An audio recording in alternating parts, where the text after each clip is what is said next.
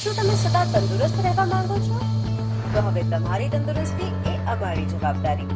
તમારા પોતાના family doctor પાસેથી સચોટ સલાહ લેવા જુઓ ફેમિલી ડોક્ટર કાર્યક્રમ VR લાઈફ પર સોમવારથી શનિવાર બપોરે 2 કલાકે. ફોન કરો 6355856123 પર અને રહો સદા તંદુરસ્ત. નમસ્કાર મિત્રો, હું ધ્વનિ ફેમિલી ડોક્ટર કાર્યક્રમમાં આપનું સ્વાગત કરું છું. ફેમિલી ડોક્ટર કાર્યક્રમમાં મિત્રો આજે આપણે વાત કરવી છે કે અત્યારે જે સિઝન ચાલી રહી છે, ઘણી જગ્યાએ ભેજવાળું વાતાવરણ છે, તો ગુજરાતમાં ઘણી જગ્યાએ વરસાદ વરસી રહ્યો છે. તો હવે આ સિઝનમાં તકલીફ શેની થાય? ભેજવાળા વાતાવરણમાં અને વરસાદના કારણે જો દૂષિત પાણી આપણા સ્કિનને અડે છે અથવા તો આપણે ભેજવાળા વાતાવરણમાં સતત રહીએ છીએ તો તેના કારણે આપણને સ્કિન ડિઝીઝ થઈ શકે છે, ચામડીને લગતા રોગો જે છે એ થઈ શકે છે અને એમાંથી જ એક ખરજવું થવાના ચાન્સીસ પણ થોડા વધારે હોય છે.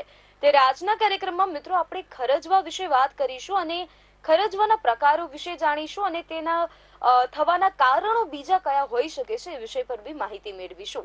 આજે આ વિષય પર આપણને માહિતી આપશે 25 વર્ષથી પણ વધુ બહોળો અનુભવ ધરાવતા વૈદ્ય રાજેશભાઈ ઠક્કર. તેમનું સ્વાગત કરીએ. રાજેશભાઈ, સ્વાગત છે તમારું. નમસ્કાર. નમસ્કાર રાજેશભાઈ, સૌપ્રથમ તો આ ખરજવા વિશે શું કહ્યું છે આયુર્વેદમાં અને ખરજવું એટલે હકીકતમાં શું થાય છે એ વિષય પર દર્શકોને માહિતી આપીએ. ચોક્કસ. ખરજવું શબ્દ આપણા ગુજરાતીનો લોકબોલીનો શબ્દ છે, પણ બહુ જ ફેમસ છે. ઘણા બધા લોકોને ખરજવું થતું હોય છે. આયુર્વેદમાં એને વિચરચિકા તરીકે ઉલ્લેખ કરવામાં આવ્યો છે. વિચરચિકાની થોડી વધારે વાત કરું તો એવું કહી શકાય કે 18 પ્રકારના કુષ્ઠ રોગો એટલે આયુર્વેદમાં ચામડીના રોગો. તો એવી રીતે 18 પ્રકારના કુષ્ઠ રોગોનું વર્ણન છે અને એમાંથી એક જે એવો પ્રકાર છે કે જેને વિચરચિકા કહેવામાં આવે છે. એ વિચરચિકાના બધા લક્ષણો એક્ઝિમા એટલે કે ખરજવાની સાથે મળતા આવે છે, એટલે આયુર્વેદમાં એને વિચરચિકા કહેવાય, લોકબોલીમાં એને ખરજવું કહેવાય છે. અને ખાસ કરીને એના 2 પ્રકાર હોય છે, લીલું ખરજવું અને ભીનું ખરજવું, સૂકું ખરજવું. એવી રીતે 2 રીતે એને ઓળખવામાં આવે છે. આજે આપણે એના વિશે વાતચીત કરતા રહીશું. જી રાજેશભાઈ, રાજેશભાઈ જે પ્રમાણે આપે માહિતી આપી ત્યારે કોઈ પણ સ્કિન ડિસીઝ થયું હોય તો એને લઈને લોકો અસમંજસમાં મુકાઈ જાય છે કે આ દાદર થયું છે કે આ ખરજવું થયું છે. એ બંને શબ્દ અલગ છે કે બંનેનો અર્થ એક જ થાય છે અને શું એક જ ચેપ છે? ચોક્કસ. 2 વસ્તુ છે કે ખરજવું અને દાદર એ બંને રોગો અલગ અલગ છે. ખરજવું એટલે વિચરચિકા આપણે હમણાં જોયું, અને એવી રીતે દાદર એટલે દદ્રુ નામનો એક અલગ પ્રકારનો રોગ છે. દદ્રુ મંડલ તરીકે પણ એને ઓળખવામાં આવે. દદ્રુ મંડલ એટલે એક કિનારીના ભાગમાં જ્યાં પસીનો વધારે થતો હોય ને એ કિનારીના ભાગમાં ગોળ ચકામાં જેવું થઈ જાય, વચ્ચે પણ ઉપસેલો થોડો થોડો ભાગ હોય, કિનારી વધારે ઉપસેલી હોય અને લાલાશ પડતી કિનારી હોય ને એ જે હોય એને દાદર કહીએ, દદ્રુ કહીએ, અથવા એને રિંગ વર્મ તરીકે, એટલે રિંગ એટલે આમ વીંટીની જેમ એક ગોળાકાર હોય ને વચ્ચે દોષ ભેગો થયો હોય એવી રીતે થાય, એને દાદર કહેવાય. ખરજવું જે છે ને એ જનરલી એક્ઝેક્ટ ગોળાકાર જ હોય એવું જરૂરી નથી, એટલે બેને ડિફરન્શિએટ થાય. નંબર બીજું, દાદર છે ઇન્ફેક્શિયસ છે, ખરજવું ઇન્ફેક્શિયસ નથી. એટલે કે દાદર થયેલું એક વ્યક્તિ હોય અને પોતાના કપડા, રૂમાલ, ટોવેલ વગેરે જે છે એ એકબીજાને સ્પર્શ કરે અથવા એકબીજા વ્યક્તિ વાપરે તો એકમાંથી બીજામાં ફેલાય. ખરજવું ફેલાતું નથી. ખરજવું વ્યક્તિના પોતાના દોષથી થાય છે, પોતાના રોગ સ્વતંત્રતાથી થાય છે. એટલે ખરજવું છે ચેપી નથી, એક વ્યક્તિમાંથી બીજામાં ફેલાતું નથી અને મોટા પ્રમાણમાં હોય, લાંબા સુધી ચાલતું હોય. એનું બીજું એક નામ છે ને ધ્વનિ, હઠીલું ખરજવું. લોકો એવું જ કે મને હઠીલું ખરજવું છે. એટલે મોટા ભાગે વર્ષો સુધી મહેમાનની જેમ તમારા શરીરમાં રહે અને વ્યક્તિ ખાતો પણ રહે, દોષનો ભેગો થતો રહે ને તકલીફ આગળ વધતી રહે. એના વિશે આપણે આગળ જોતા રહીશું. જી, આપણી સાથે એક કોલર મિત્ર જોડાયેલા છે. હેલો. હેલો, નમસ્કાર બેન. જી નમસ્કાર, આપનું નામ જણાવશો ને ક્યાંથી વાત કરો છો? મોરબીથી બોલો, અનિતાબેન. હા બોલો. પગે મને ખરજવું છે, મેં ખૂબ દવા લીધી પણ દવા પીને એટલા દી ફેરી વળી પાછું એવું ન થઈ જાય, હુકું ખરજવું છે.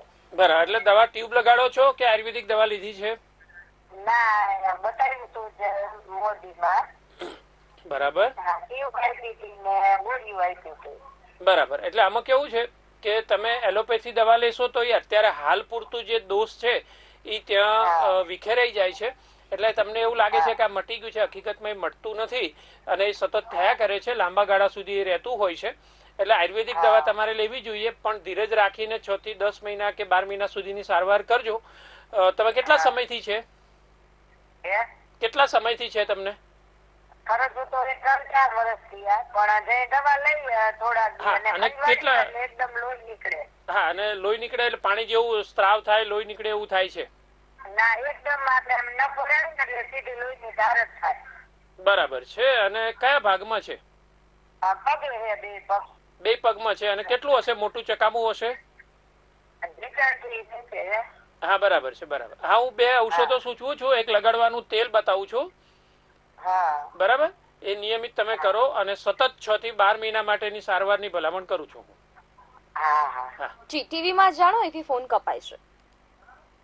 એમને આપણે જે વાત કરી હમણાં કે ભીનું ખરજવું છે, એટલે ભીના ખરજવામાં વ્યક્તિને ખંજવાળ આવે તો તરત અંદર સ્ત્રાવ જેવું પીડાશ પડતો, ચીકાશ પડતો, લાલાશ પડતો અથવા લોહી જેવો સ્ત્રાવ થાય, એ જે છે એ લીલું ખરજવું કહેવાય, ભીનું ખરજવું કહેવામાં આવે છે. એનો એ પ્રકાર છે અને એમાં 2 પ્રકારની અમને ઔષધિ લેવાની હું ભલામણ કરું છું. એક છે ગંધક રસાયણની 2 ગોળી અને પંચનિંબાદી વટી છે એની પણ 2 ગોળી. બંનેમાંથી 2 ગોળી સવાર સાંજ નવશેકા ગરમ પાણી સાથે સહેજ લેવાની છે. શક્ય બને ત્યાં સુધી ખટાશ અને ખારશ બંધ રાખવાની છે.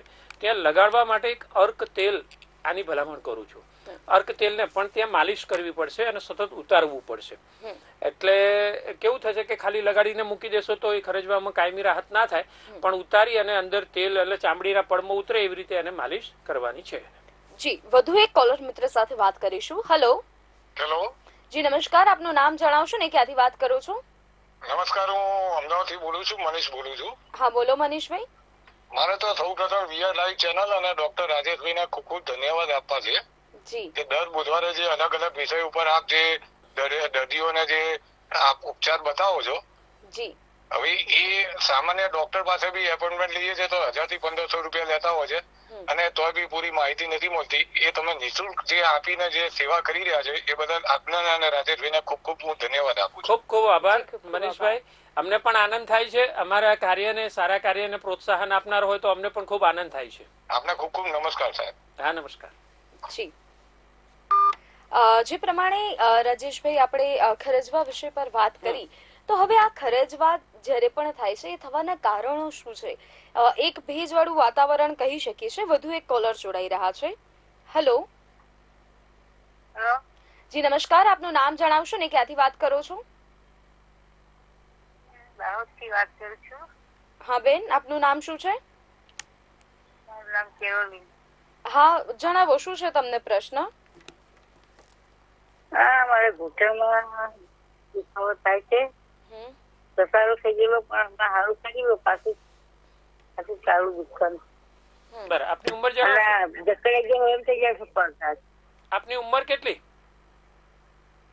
મારી 68. બરાબર. અને કેટલા સમયથી તકલીફ છે? હા, હમણાં 1 વર્ષથી. બરાબર. અને તમને બીજા કોઈ સાંધામાં તકલીફ ખરી કે ખાલી 2 ગોઠણમાં જ થાય છે? આ સાંધામાં પણ થાય છે. એટલે બીજા સાંધાઓ ખરા? સાંધો આવે ને એમાં. હા, ઘૂંટણના સિવાય બીજો કોઈ સાંધો ખરો? ખભા, કોણી કે એવું? ના. બરાબર. ખાલી બંને ઘૂંટણમાં થાય છે? અને બેસવામાં, ચાલવામાં તકલીફ પડે? ના. ઓકે. સતત દુખાવો હોય છે? ના, એમ તો ચાલવા જાય તો દુખતું નહીં, આમ ઊંઘી રહે તો દુખે. બરાબર, સારું. હું 2 ઔષધ સૂચવું છું અને એક માલિશનું તેલ સૂચવું છું. તમે ટીવી ઉપર અવાજ સાંભળો, ફોન કપાય છે.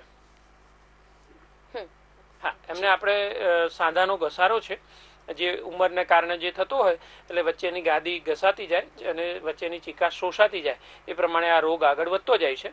એમને 2 પ્રકારના ઔષધો લેવાના છે. એક ધાન્વંતર કેપ્સ્યુલ લેવાની છે 2 અને એની સાથે સાથે મહાયોગરાજ ગૂગલ લેવાની છે. બંનેમાંથી 2 ગોળી નવશેકા ગરમ પાણી સાથે ગળવાની. માલિશ કરવા માટે ત્યાં મહાનારાયણ તેલ નામનું એક ઔષધ આવે છે અને માલિશ કરી અને શેક કરવાનું છે. આ ઔષધો એમને અથવા બીજા કોઈ પણ દર્શક મિત્રોને અમારા ત્યાંથી મંગાવવા હોય, અમદાવાદના સેટેલાઇટ વિસ્તારમાં અમારી હોસ્પિટલ આવેલી છે. કોઈને રૂબરૂ બતાવવા આવવું હોય, ફોન કન્સલ્ટિંગ કરાવવું હોય તો પણ ત્યાં ફોન કરીને એપોઇન્ટમેન્ટ લઈને વાતચીત કરી શકે છે. જી રાજેશભાઈ, અત્યારે આપણે ખરજવાના થવાના કારણો વિશે દર્શકોને હવે માહિતી આપીએ. ખરજવું જે છે ને એ સામાન્ય રીતે પહેલા તો શું છે એ આપણે જોઈએ તો ચામડીના પડમાં આવેલો એક પ્રકારનો સોજો કહેવાય. એને મોડર્ન મેડિકલ સાયન્સ એટલે કે એલોપેથીમાં એને એક્ઝિમા કહેવામાં આવે છે. બીજું એનું નામ જે છે ને મેડિકલનું નામ જે કહીએ તો એક્ઝિમેટસ ડર્મેટાઇટિસ એવી રીતે ઓળખવામાં આવે. એટલે સોજો આવે, ચામડીના પડમાં એક વિશેષ પ્રકારનો સોજો આવે. કેટલીક વસ્તુ હા કોઈ દર્શક મિત્ર છે, કોલર મિત્ર છે. હેલો હા જી નમસ્કાર, આપનું નામ જણાવશો ને ક્યાંથી વાત કરું છું? હા હું રાજકોટથી વાત કરું છું. હા બોલો. મેઘાબેન. આપના ટીવી નો અવાજ બંધ કરશો સૌપ્રથમ? હા બોલો. હા, શું છે આપનો પ્રશ્ન? બોલો. હવે આપનો પ્રશ્ન એવું છે, આપણે 3-4 વર્ષથી ખરજવું મસ્ત થઈ દાદર દાદર થયું છે. દાદર થઈ છે અને કેટલા દિવસથી છે? 2-3 વર્ષ થઈ ગયા.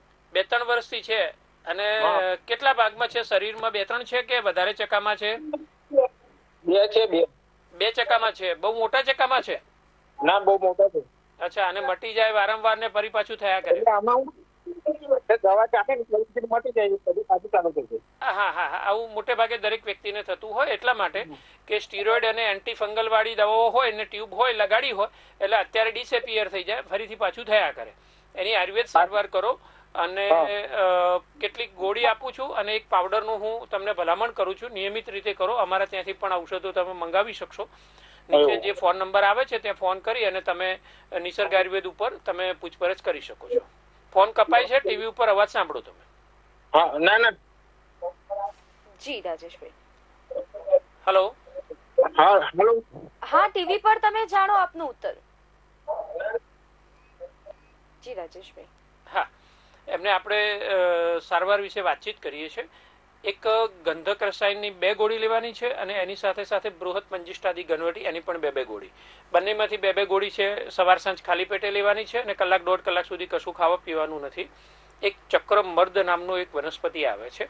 એ ચક્રમર્દનું જે ચૂર્ણ છે એને પુંવાડીઓ પણ ગુજરાતીમાં કહેવામાં આવે છે. એના બીજનો પાવડર હોય એને ખાટી છાશ સાથે તે લેપ કરવાનો અને લગભગ 1/2 કલાક રાખી અને પછી ધોઈ નાખવાનું છે અને સાફ કરી લેવાનું છે. નિયમિત રીતે કરો, ફરીથી થવાની શક્યતાઓને લગભગ નાબૂદ કરી દે છે અને બહુ સરસ પરિણામો આપે છે. જી રાજેશભાઈ, તો આપ જે માહિતી આપી રહ્યા હતા એમાં આગળ વધીએ. ચોક્કસ. એક્ઝિમેટસ ડર્મેટાઇટિસની આપણે વાત કરતા હતા એટલે ચામડીના પડમાં સોજો આવે છે. એટલે એલોપેથીમાં એને ડ્રાય એક્ઝિમા અને વેટ એક્ઝિમા એવી રીતે ઓળખવામાં આવે છે. એ થાય છે શું, કારણો શું? તો એવું કહી શકાય કે કેટલીક વખત કેમિકલનું કોઈ રિએક્શન છે. ધારો કે એક વ્યક્તિ છે, કડીઓ છે, કોઈ બીજું કોઈ કામ કરનાર વ્યક્તિ છે જેને કેમિકલની સાથે સંપર્કમાં આવે છે. ધારો કે એક કામવાળો છે અને વારંવાર એવા કેમિકલના સંપર્કમાં આવે છે. કોઈ ગૃહિણી છે, વાસણ સાફ કરતી વખતે પણ ધારો કે એવી કોઈ એવા સાફ સફાઈના જે સાબુ પાવડર વગેરેનું કોઈ અંદરનું કેમિકલ હોય એને રિએક્ટ કરતું હોય. તો આવા બધા કારણો જે છે એ હોઈ શકે છે. એના વ્યક્તિના પોતાના દોષો એટલે વધારે પડતું ખાટું ખારું એવું જે હોય, દૂષિત હોય અને એવી વસ્તુઓ વારંવાર ખાવાની આદત રાખતા હોય તો દોષ સંચય થાય છે અને કોઈ એક જગ્યામાં એકત્રિત થઈ અને ચામડીના એ પગમાં સોજો લાવી અને ખરજવાને રોગને પેદા કરે છે. આવું આયુર્વેદના ગ્રંથોમાં વર્ણન કરેલું છે. એટલે ખાસ કરીને પોતાના દોષોથી થાય છે. પહેલી વાત એ કે ચેપી નથી એટલે કોઈને એવો ડર નથી રાખવાનો કે મારામાંથી બીજી કોઈ વ્યક્તિમાં ફેલાશે. જી, વધુ એક કોલર મિત્ર જોડાયેલા છે. હેલો. જી પ્રકાશભાઈ, જણાવો. આપણે ઉનાળાની થાય છે એને લઈને ખર્ચવાનો. પ્રકાશભાઈ, આપનો પ્રશ્ન ફરી એક વખત જણાવશો? આવું રહેતું નથી ને ઉનાળામાં. પ્રકાશભાઈ, આપનો અવાજ થોડો કપાયો. પ્રશ્ન ફરી એક વખત જણાવશો? ઉનાળાની અંદર પસીનાને લઈને ખરજવાનું થાય છે અને એને લઈને દાદર થતી હોય છે. પછી જયારે શિયાળો આવી જાય છે તો 4 મહિના સુધી આ પ્રોબ્લેમ રહેતો નથી. તો આના માટે શું દવા? કેટલા ચકામાં હશે શરીરમાં? એટલે અમુક ખંજવાર આવતી હોય છે અને દાદર થતી હોય છે ખરજવાને લઈને. ના, ખરજવું વસ્તુ અલગ છે. જે મોસમ આવી જાય છે પછી કઈ થતું નથી, પણ જયારે ગરમીનો માહોલ હોય, પસીનો થતો હોય શરીરમાં ત્યારે આ પ્રોબ્લેમ રહેતો હોય છે. કયા થાય છે? પ્રાઇવેટ પાર્ટની આજુબાજુમાં કે બીજે ક્યાં થાય છે? સાથના ભાગમાં થાય છે. હા, એટલે આ ખરજવું ના હોય એ દાદર હોઈ શકે છે. કેમ કે ખરજવું જે છે ને એ જલ્દી મટે નહીં અને એ જગ્યા પણ ના બદલાય, મોટે ભાગે એની જગ્યા સ્થિર રહેતી હોય. અને દાદર એવી વસ્તુ છે કે વારંવાર પોતાની જગ્યા બદલી પણ શકે છે, એની એ જગ્યા સ્થિર પણ રહી શકે. પણ તમે જે કહો છો ને એ ઉપરથી એવું બને કે એ દાદર હોવાની શક્યતા વધારે છે. હા હા, હું તમને ઉપાય સૂચું. હા બોલો બોલો. આના માટે આહારમાં આપણે શું લેવું ના જોઈએ? હા, હું તમને ટીવી પર જવાબ આપું છું. ફોન કપાય છે ત્યાં સારવાર અને ઔષધ વિશે જાણો. જી જી રાજેશભાઈ, એમને આપણે 2 ઔષધો સૂચવીએ છીએ. એક છે કૈશોર ગુગળની 2 ગોળી અને પંચ નિંબાદી ટેબ્લેટ છે. એ બંનેમાંથી 2 ગોળી સવાર સાંજ લેવાની છે, ખાલી પેટે લેવાની છે. લગાડવા માટે બૃહત મરીચિયાદી તેલ, એટલે એ એમને ત્યાં લગાડવાનું છે અને લગભગ દિવસમાં 2 અથવા 3 વખત લગાડવાનું છે. અને થોડુંક માલિશ કરવાની, 1 મિનિટ સુધી 1 થી 2 મિનિટ સુધી માલિશ કરશો તો રિઝલ્ટ વધારે સારું આવે છે. શક્ય બને ત્યાં સુધી છે ને ભાગને કોરો કરવો. દાદર થતી હોય ત્યારે ખાસ ધ્યાન રાખવાનું, ભેજવાળું સતત શરીરમાં કોઈ એક ભાગ, અને મોટે ભાગે ભેજ હોય ત્યાં જ વધારે થાય.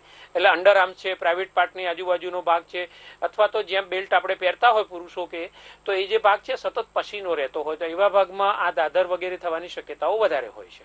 તો ખાસ એ ધ્યાન રાખવાનું છે. પરેજીની વાત કરું તો ખાટાશ અને ખારાશ એટલે લીંબુ, ટમેટા, અથાણા, આંબલી આ બધી વસ્તુ છે એ એને વધવાનું કારણ બની શકે. જી બિલકુલ રાજેશભાઈ. અન્ય એક કોલર મિત્ર જોડાયેલા છે. હેલો હેલો, જામ ખંભારી અફીન કૌશિકાબેન પોપટ બોલો.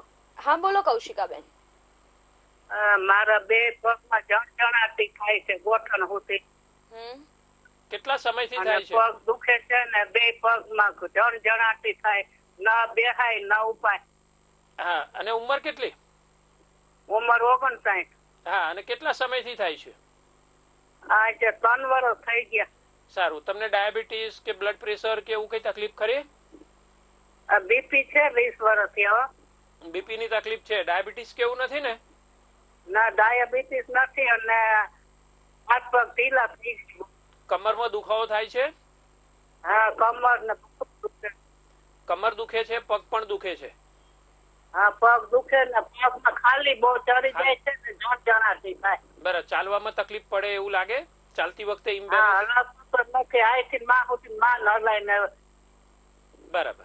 ચોક્કસ. એ તમારે છે જે મણકાનો ભાગ છે ત્યાંથી કોઈ નસ દબાતી હશે એવું બની શકે છે. હું તમને ઔષધ સૂચવું છું. તમે ફોન કપાય છે એટલા માટે ટીવી ઉપર સાંભળવાનું થશે તમારે. જી સર. હેલો. હા, એમને ફોન કપાયો છે.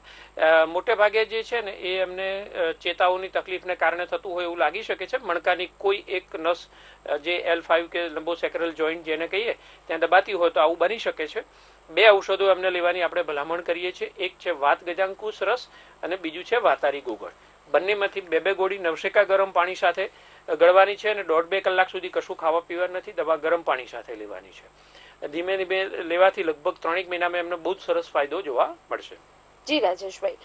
રાજેશભાઈ, ત્યારે આપણે દર્શક મિત્રોને એ વિષય પર બી માહિતી આપીએ કે આ ખરજવા અને દાદર વિશે આપે જયારે માહિતી આપી ત્યારે ખરજવાના લક્ષણો વિશે આપે જણાવી દીધું. હવે મહત્વની વાત અહીંયા એ થાય છે કે એના 2 પ્રકાર આપે જણાવ્યા, તો એ વિષય પર આપણે દર્શકોને વિસ્તૃતમાં માહિતી આપીએ. ચોક્કસ. ખરજવું જે છે ને મોટે ભાગે કેવું હોય કે જ્યાં પસીનો થતો હોય ત્યાં થાય એવું નહીં, પણ પસીનો હોય તો એ વધે અને ખંજવાળ વધે છે. સૂકું ખરજવું અને ભીનું ખરજવું બંનેમાં ખંજવાળ આવે છે. અને મોટે ભાગે એ બીજા ચામડીના રોગ કરતા આમાં અલગ કઈ રીતે પડે કે ચામડીનો એ ભાગ ખરજવાળો ભાગ ઉપસી આવે, મોટો થઈ આવે. તમને આમ બમ્પ થતો હોય ને એવું લાગે, અનુભૂતિ થાય. તમે આમ સળંગ ચામડી પર હાથ ફેરવો તો જે ભાગમાં ખરજવું થયું હોય ત્યાં આમ થઈને આમ તમને ઉપસેલો ભાગ હોય એવું તમને ફીલ થાય છે. બીજા બધા ચામડીના રોગોમાં આટલો બધો ઉપસેલો ભાગ ના હોય, એટલા માટે જ એને ચામડીનો સોજો એટલે એક્ઝિમેટસ ડર્મેટાઇટિસ કહેવામાં આવે છે. આની અંદર મોટે ભાગે જે છે ને સૂકા ખરજવાની જો વાત કરીએ તો કોઈ પણ, અને ક્યાં થાય, પગનો જે ભાગ છે ને એટલે ઢીંચણથી નીચેનો ભાગ, એમાં પણ વિશેષ કરીને પગનો જે ભાગ હોય, ઘૂંટી આજુબાજુ પગ છે એ ભાગમાં ખરજવું થવાની શક્યતા વધારે હોય. અન્ય જંઘાના ભાગે, પિંડીઓના ભાગે ત્યાં પણ ખરજવું થવાની શક્યતા વધારે હોય છે. એટલે એટલો ભાગ ઉપસી જાય, લાલાશ પડતો અથવા સેજ ડાર્ક બ્રાઉન કલરનો એવો સોજો આવે છે અને સતત એ ડિસ્કલરેશન થઈ જાય, બાકીના ચામડીના ભાગથી અલગ પડે છે. અને ઉપસેલો ભાગ હોય અને એમાં ક્યારેક ક્યારેક જે વ્યક્તિ ખાટું ખાય, ખરાશ વળતું ખાય, કોઈ કેમિકલ વાળી વસ્તુ કે જે એને શૂટ ન કરતી હોય એ ખાય ત્યારે એમાં અચાનક જ થોડા સમય પછી એટલે 2 કે 3 કલાક પછી કે એવી રીતે એને ખૂબ ખંજવાળ ચાલુ થાય તો આ બધે છે એ ખરજવાના લક્ષણો જોવા મળે છે. જી રાજેશભાઈ, વધુ એક કોલર મિત્ર જોડાયા છે. હેલો. હેલો, હું બોલું પરાગ વડોદરાથી. હા બોલો પરાગભાઈ. હજી હમણાં મારે એવું થયું છે ને કે આ મારું જે હેમોગ્લોબિન છે તે 11 ને 8 હમ હવે 11-8% થઈ ગયું છે અને મારા નર્વ છે સફેદ થઈ ગયા છે અને ખવાતું નથી અને ખાતા ઉબકાવે છે, ઉલટી થઈ જાય છે. અચ્છા, હિમોગ્લોબિન 8 થઈ ગયું છે. હાજી. અને કેટલા સમયથી આવું થયું છે? આવું મને લગભગ 1 મહિનાથી થયું છે. ઓકે, તમારી ઉંમર કેટલી? 83 વર્ષ. ઓકે જી પરાગભાઈ, આપના ટીવી નો અવાજ બંધ કરીને અન્ય શું તકલીફ થાય છે એ ફોન પર પહેલા જણાવી દો, પછી ફોન કપાય એટલે ટીવી માં અવાજ સાંભળજો. હા, એટલે તમારું હિમોગ્લોબિન ઘટ્યું છે તો કોઈ ડોક્ટરને બતાવ્યું છે? હેલો, હા, તમે કોઈ ડોક્ટરને બતાવ્યું છે? કોલર મિત્રોને વિનંતી રહેશે કે તેઓ ટીવી નો અવાજ બંધ કરીને જ અહીંયા ફોન કરે, જેથી અમે આપના પ્રશ્નને સ્પષ્ટતાથી સાંભળી શકીએ. રાજેશભાઈ, ત્યારે ખરજવા વિષય પર જ્યારે વાત થતી હોય તો આપે જણાવ્યું કે ખરજવું જે છે એ ચેપી નથી હોતું, ત્યારે ઘણી વખત સતત ખંજવાળ આવતી હોય તે ભાગે. એક કોલર મિત્ર સાથે વાત કરીએ. હેલો. બની જેમ બેલકા બોલું છું રાજેશભાઈ, જેમ બેલકા બ્રહ્મણ બોલું છું. જી બોલો. રાજેશભાઈ ને મારે પૂછવું છે કે આપણે ગરમીમાંથી બહાર આવીએ, ગરમીમાંથી ઘરે આવીએ ત્યારે લીંબુ શરબત લેતા હોઈએ છે અને પછી કહેતા કે ઠંડીમાં આવીએ તો આપણને ગરમ પાણી પીએ. તો ચોમાસાની સિઝનમાં કેવું ખાવું જોઈએ, કેવું પાણી પીવું જોઈએ અને માણસે ગભરામણ થતી હોય આવા ભેજના કારણે તો શું કરવું જોઈએ એટલું કહેશો જરા? જી બિલકુલ, ટીવીમાં જાણીએ. અને કંકોડાનું શાક ખાવું જોઈએ કે નહીં એ પણ કહેજો. ચોમાસાની ઓળખ છે કંકોડા. જી. એટલે એમનું કેવું એવું છે, અલકાબેન મોટે ભાગે પોતાના વ્યક્તિગત પ્રશ્નો ઓછા પૂછે પણ સામાન્ય જનતાને લાગુ પડતા હોય એવા પ્રશ્નો પૂછતા હોય છે. એમનો પ્રશ્ન એ છે કે 12 થી ચોમાસામાં આવ્યા પછી કે અથવા ચોમાસામાં રૂટીન દૈનંદિન તો જે છે સૂંઠ નાખેલું ઉકાળેલું ગરમ પાણી હોય. આયુર્વેદની અંદર 6 ઋતુઓનું વર્ણન, એમાં વર્ષા ઋતુ જે છે એ અત્યારે ચાલી રહી છે, 2 મહિનાની 6 ઋતુ હોય. તો વર્ષા ઋતુમાં વાયુનો પ્રકોપ થાય એટલે ઠંડકથી બચવાનું છે, ઠંડા પાણીથી બચવાનું છે, વાસી ખોરાકથી બચવાનું છે, તાજો ખોરાક ખાવાનો છે. અને ખાસ કરીને કે જે લોકોને એલર્જી થઈ હોય, દમ હોય, અસ્થમા હોય, શરદી હોય, સાઇનસ હોય અને સાથે સાથે સાંધાનો વાહ હોય, આવા બધા લોકોને આ તકલીફ વધી જાય છે. તો એ બધામાં ઉત્તમ જે ઉપાય છે એ સૂંઠ નાખીને ઉકાળેલું ગરમ પાણી છે. એનાથી બહુ જ સારું રહે છે, ઇમ્યુનિટી પણ સારી થાય છે અને એને કારણે વાયુ દોષનો પ્રકોપ નથી થતો. એટલે એને કારણે શું હોય, કળતર થવી, આળસ થવી, સુસ્તી લાગ્યા કરવું, આ બધા લક્ષણોમાંથી તમને સારું લાગે અને વર્ષા ઋતુમાં અગ્નિ મંદ થઈ જાય એટલે ભૂખ ના લાગે. તો સૂંઠ છે ને એને સારામાં સારું અગ્નિદીપક કીધું છે. 1 ચમચી સૂંઠ હોય ને 10 ગ્લાસ જેટલું પાણી હોય ને ઉકાળી લીધું હોય, પિત્ત પ્રકૃતિ વાળી વ્યક્તિએ થોડુંક ઓછું નાખવું, અડધી ચમચી કે એનાથી પણ ઓછું નાખી શકે અને લગભગ 15 થી 20 મિનિટ સુધી ઉકાળીને એ પાણીને જો થર્મોસમાં ભરી રાખ્યું અને આખો દિવસ પીવામાં આવે તો બહુ જ સારું અનુભૂતિ થાય છે. પેટની અને બીજી બહારનું દૂષિત ખોરાક ખાવાથી ને ઇન્ફેક્શન થવાની શક્યતાઓ હોય તો આ બધાથી સારું રક્ષણ મળે છે. તાજો ખોરાક ખાવો જોઈએ, ફ્રીજમાં રાખેલું નહીં. સાચવવા માટે કદાચ રાખો પણ કલાક પહેલા બહાર કાઢી નાખવું જોઈએ અને દરેક વખતે તાજો જરૂર પૂરતો જ ખોરાક બનાવો, પડ્યું ન રાખો અને વાસી ખોરાક ન ખાઓ. જી બિલકુલ. વધુ એક કોલર મિત્ર જોડાયા છે. હેલો. જી નમસ્કાર, આપનું નામ જણાવશો ને આપ ક્યાંથી વાત કરો છો? હા બોલો. હા સાહેબ, મોઢું મળતું ને. હેલો. હાલો. હા બોલો. મોઢું મળતું નહીં ને બધું કોઈ બી ખાય ને તો ખાઈ નહીં છે. શું થાય છે તમને? મોઢું આવી ગયું છે? હા, અને તીખું ખાય છે તો તકલીફ થાય છે. તીખું ખાવાથી તકલીફ થાય છે? હા, મારે ઘરથી ઉઠવાય છે ને ખાવાનું નહીં તીખું. કેટલા સમયથી આવ્યું છે? લગભગ સાહેબ 2 વર્ષથી મળતું નહીં. 2 વર્ષથી છે? હા. અચ્છા, તો તમે બધું તપાસ કરાવી અને ડોક્ટર શું કે છે? ના કોઈ તપાસ કરાવી નહીં. બરાબર, પણ તમે દવા તો લીધી હશે ને? એ દવા કોઈ લાયા નહીં, પણ વચમાં તમારે ફોન કર્યો હતો એટલે ત્યારે પેલો પંપની ખામી હોય તો એ બધું ના બતાવે એવી રીતની વાત કરી હતી. બરાબર. હા, તો તમે દવા લીધી કે ના લીધી? ના દવા લીધી નહીં. તો પછી તમે દવા લો તો એમાંથી મળશે. પ્રયત્નો કરવા જોઈશે. હું આજે ફરીથી તમને સૂચન કરું છું. એમને તીખું ખાવાથી બળતરા થાય છે, ગરમ ખાવાથી બળતરા થાય મોઢામાં. હા, ચોક્કસ. તો ફોન કપાય છે, ટીવી ઉપર અવાજ સાંભળો. જી રાજેશભાઈ. હા, એમને મોઢામાં ચાંદા પડ્યા છે અને ખાસ દર્શક મિત્રોને કહો કે ખાલી પૂછવા ખાતર પ્રશ્નો ન પૂછો. તમારે જરૂર હોય પૂછો, કેમ કે બીજા અનેક લોકો લાઈનમાં હોય છે. તો ફક્ત કરવા ખાતર કે પ્રયોગ કરવા ખાતર ના પૂછે. જેને ખરેખર જરૂર છે પછી રહી જાય. એટલે એને કારણે તમે પૂછો છો તો પણ એનો ઉપયોગ થાય, એટલે સકારાત્મકતાથી એ ઉપયોગમાં આવે એવી આપણી એક વિનંતી છે. એમને 2 પ્રકારની હું દવા સૂચવું છું. એક છે ચંદ્રકલા રસની 2 ગોળી લેવાની છે. એની ઉપર એક ધાત્રી અવલેહ આ નામનું ચાટણ આવે, ચ્યવનપ્રાશ જેવું ચાટણ આવે. એટલે ચંદ્રકલા રસની 2 ગોળી ગળીને ઉપર 1 ચમચી આ ચાટણ છે એ ચાટી જવાનું છે. અને આખો દિવસ ચૂસવા માટે લગભગ કલાક 2 કલાક થાય એટલે મોઢામાં રાખેલી એ ગોળી હોય ચૂસવાની, ફરી પાછું કલાક 2 કલાક થાય ને એક મોઢામાં મૂકવાની. દિવસની 6 થી 8 ગોળી યષ્ટિ મધુ ઘનવટી આ નામની ગોળી એમને ચૂસવાની છે. જી રાજેશભાઈ, આપણે આવતા સપ્તાહે તો ચોક્કસથી આના ઉપચાર ને એ વિષય પર વાત કરીશું, પરંતુ તે ઉપરાંત ખરજવા વિશે આપ શું માહિતી આજે દર્શક મિત્રોને પહોંચાડવા માટે ઈચ્છુક છો? હા, આપણે સૂકા ખરજવાનું જોયું છે, થોડું ભીના ખરજવા વિશે જોવું. ભીનું ખરજવું જે છે ને એમાં વ્યક્તિને એટલી બધી ખંજવાળ આવે અને એ જયારે ખંજવાળે છે ને તો અંદરથી એક ચિકાશ પડતો, પરુ જેવું ના હોય પરંતુ એકદમ પાણી જેવું, કાં તો સહેજ ડોળું પાણી હોય અથવા સહેજ લાલાશ પડતો કે લોહી નીકળતું હોય એવા પ્રકારનો સ્ત્રાવ થાય. અને જ્યાં સુધી એ વ્યક્તિ એટલું બધું ખંજવાળે, ક્યારેક તો એમ કે દર્દી આવીને બોલતું હોય કે સાહેબ આજુબાજુમાં ચમચી પડી છે, ચપ્પુ પડ્યું છે, હા બોલપેન પડી છે, કોઈ પણ વસ્તુ, કોઈ પણ ધારો કે ટેબલ છે એની ધાર છે, તો ત્યાં કનોર ઉપર ખંજવાળીને જ્યાં સુધી લોહી ના કાઢીએ ને અને પાણી ના કાઢીએ ને ત્યાં સુધી એ ખંજવાળ મળતી નથી. આવા દર્દીઓને આયુર્વેદ ચિકિત્સાથી જ સારું થાય છે. મેં અનેક એવા જોયા છે કે હઠીલું ખરજવું વર્ષો જૂનું, 10 વર્ષ 15 20 વર્ષ જૂનું એને મળતા જોયા છે. એની ચર્ચા, એના ઔષધો શું હોય એને વિશે આપણે આવતા બુધવારે વાતચીત કરીશું. જી બિલકુલ.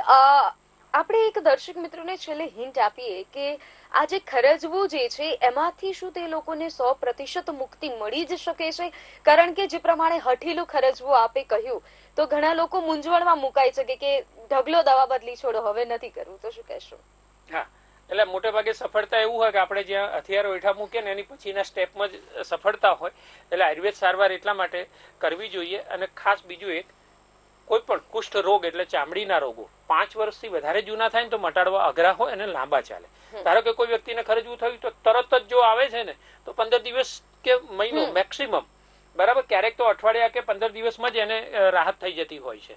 તો વર્ષો સુધી રાહ ના જુઓ તમે. આયુર્વેદની પાછળ વર્ષો પછી જયારે આવો છો ને એટલા માટે રોગ વધ્યું છે ને એટલા માટે લાંબો ટાઈમ લેવી પડે છે. શરૂઆતમાં આવશે તો કાયમી મટાડશે. અને સચોટ સારવાર શું હોય એના વિશે આપણે વાતચીત કરીશું.